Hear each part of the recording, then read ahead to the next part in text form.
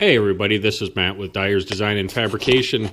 Today what I want to talk to you about is a bending brake I got from swagoffroad.com. Now, I really like Swag Offroad. I've bought a couple of their items. Now, I got this. This isn't their biggest one, but you know, this is big enough for what I need it for. I make a lot of brackets and things like that. I don't really do like a whole lot of like huge fabrication right now, because I'm still in a little shop. So this one right here is perfect for what I need it to do. Now, the thing I like about this is I've bent up to 1/4 inch plate. It is only a 12 ton, but you know, really for its size, it does a whole lot. And for the price, I mean, it's worth every penny just because it makes life so much easier. Now, what I should have done is I should have opted for the bottle jack that runs off of air, but you know what? I didn't get it. I just hand cranked this thing. It works fine. Now, I did do a couple little modifications to this. See, the first one is this channel is so big, you cannot do shorter bends with this. So with some of my brackets, you know, the bend is only 1/2 inch in. It's not 1 inch or 2 inches in. So what I did was, this is just 2 pieces of 1/4 inch welded together, and I beveled the top so I can just drop it right down in there, and I set up my backstop. That way I can set this down and I can do a bend 1/2 inch in, and it bends no problem. Now what I do for the 3/4 inch bend is I drop this. It's actually goes like that. And this one right here, I just drop it right there. That way I can set this in and it'll bend it at 3/4 of an inch, no problem. And as you can see, I run a bunch of little brackets and stuff, and this does help me quite a bit. Now, another thing I did was I added a Machinist Dial.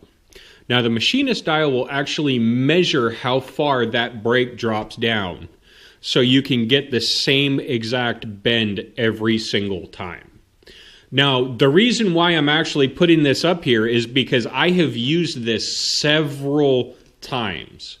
I have done several bends, and this little bad boy right here gives me the same bend every single time.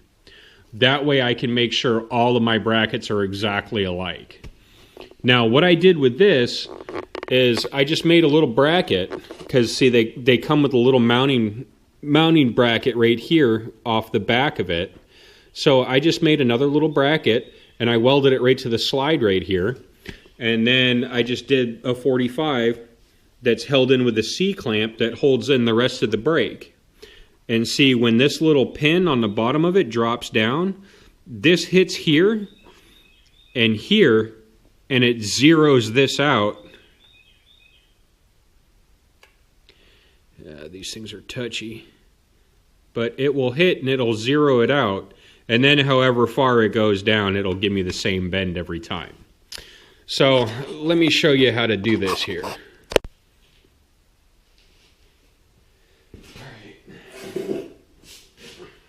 The thing I like about the 12 ton is I can actually just sit down at it. I don't have to stand in front of it.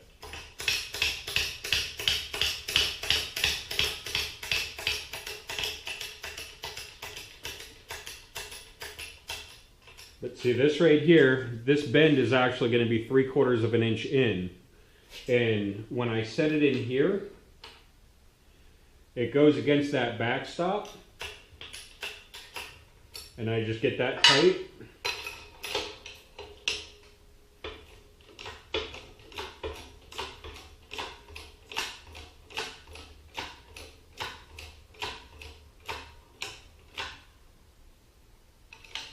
And there we go. And over here on the dial, it gives me a measurement, but it will give me a measurement right here and it will show me how far this die has dropped down. So if I go off of this, I'll get the same exact bend. So now that that's bent,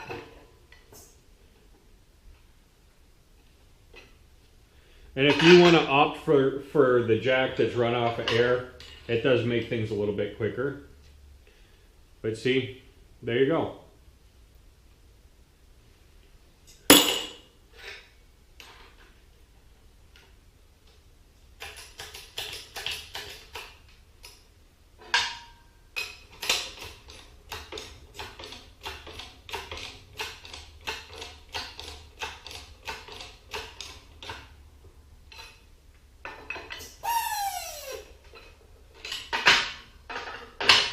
One after another.